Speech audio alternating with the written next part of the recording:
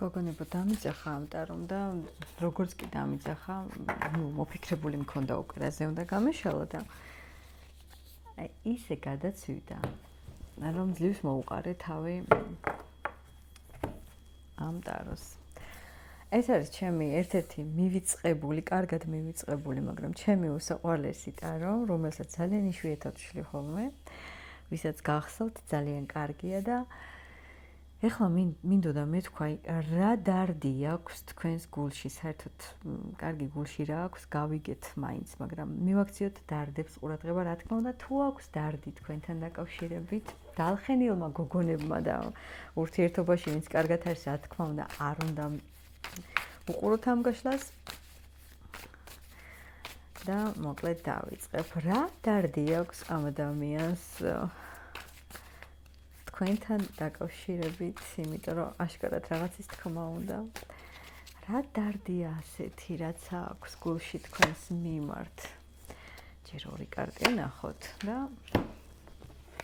რა არის ეს დარდი? ამ ურთიერთობის დარდი აქვს ძალიან. საერთოდ დადარდიანებული ეს ადამიანი თავის ცხოვრებაზე, ვიტყოდი არ ვიცი რამდენად ერკვევა ეხლა თავის კარმაზე, რაც დათესა რომ იმას იმკის უკვე, ან შეიძლება გაგრძელდეს ეს ყველაფერი, დათესილი რაც აქვს. ამ ურთიერთობას თავის შინაგანად ვერ დააღწია ვერანაირად, იმიტომ რომ ცოტა გავს ტოქსიკურს. ტოქსიკურს იმიტომ რომ მთლიანობაში არის რაღაცნაირად ჩამოუყალიბებელი.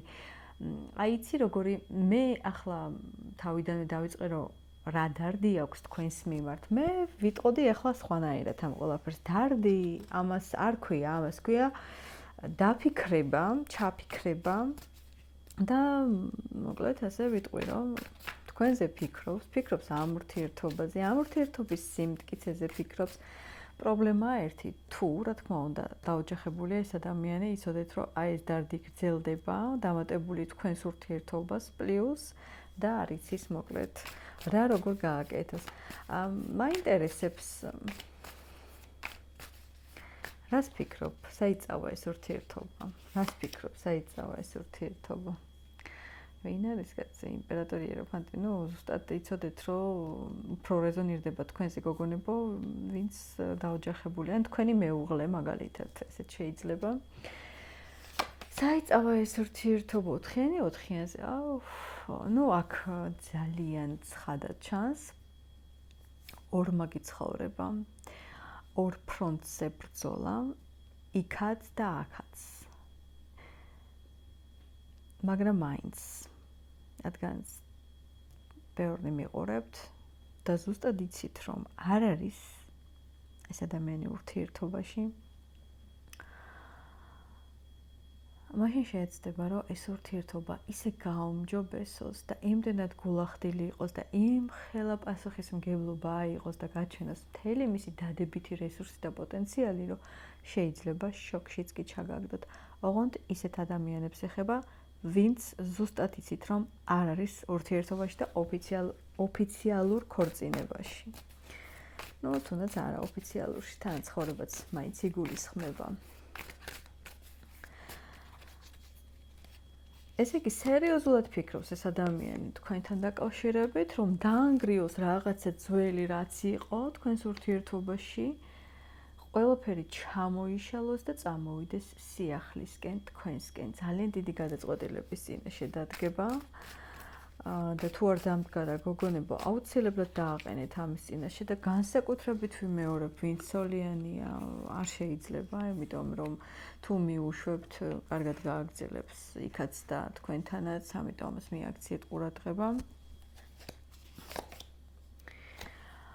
რადგანაც აუცილებლად ეს ურთიერთობა თუ დაწერტილდება მხოლოდ უარყოფითი, აი რაც იყო აქამდე, რაც ნამდვილად მართლა ანგრევდა ყველაფერს და უნდა დაიწყოს რაღაცა სიახლე, მაგრამ ეს სიახლეებით რო არ მომწონს, რა გავაკეთო ახლა? რა გავაკეთო, რო არ მომწონს ეს სიახლე?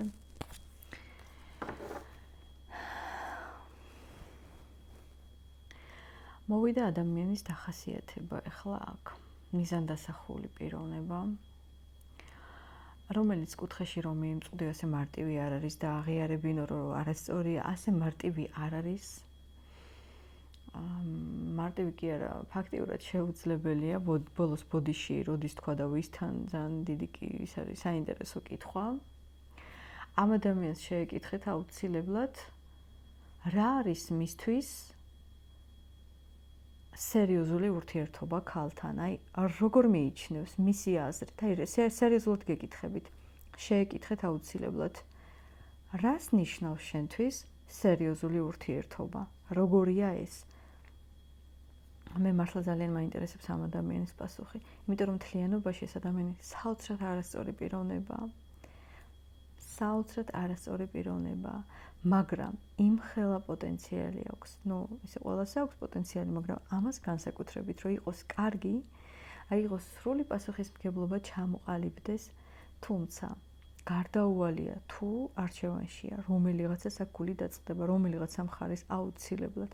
რადგანაც ახლა ამ შემთხვევაში მე თქვენზე ვშლი, დიდად უნდა ეყრდნობით არჩევანის ხალხს, იმიტომ რომ ურთიერთობაში ტკივილი, მოტყუება და ღალატი გარდაუვალია. თუ კიდევ ერთხელ ვიმეორებ თავისუფალია ეს ადამიანი, მაშინ იცოდეთ, რომ ყველაფერს გამოასწორებს აბსოლუტურად და რადიკალურად შეიძლება იმისათვის, რომ იყოს ხარისხიანი ამ ურთიერთობაში, ყველაფერზე დაფიქრდეს და გამოიტანოს სწორი დასკვნა და სამართლიანი იყოს. საკუთარ თავთანაც და თქვენთანაც. მე არ ვიცი, რატო ამოდის აი ამ მცირე კარტებში ასეთი უარყოფითი არკანები, მაგრამ იცოდეთ, რომ თუ იმყოფებით სამკუთხედი, ოთხკუთხედი და კიდევ ვიტყოდი სამწუხაროდ მრავალკუთხედი, იმის იქით შეიძლება თქვენ რო არ იცით. მაშინ დაფიქრდით, სად იმყოფებით, რატომ და რა გამართლება ექნება ამას, იმიტომ რომ აქ კარმა ისე დატრიალდება, რომ ვფიქრობ, რომ ცოტა შეიძლება ყველას მიუკაკუნებს კარებზე და მოეკითხება განსაკუთრებით ამ ადამიანს, მაგრამ რადგანაც თქვენ ცურები ხართ ამ საკითხში, კარგად დაფიქრდით. არ ველოდებოდი მე ამ ყველაფერს, მაგრამ დავასრულებ რა თქმა უნდა, რაც დარჩა დასტის ბოლოს, შენ ხარ მისთვის საოცრად მიმზიდველი, არაჩვეულებრივი თასების დედოფალი. რაც არ უნდა შენთვის სევდიანი იყოს ეს ყველაფერი, რაც არ უნდა ემოციებს განიცდიდე მის მიმართ, ერთი იცოდე, რომ ყველაზე დიდი ძალისხმევა და თავშეკავება დაგჭირდება ამ ურთიერთობაში, რადგან დარჩა მისთვის მუზა ისევ სასურველი ქალი.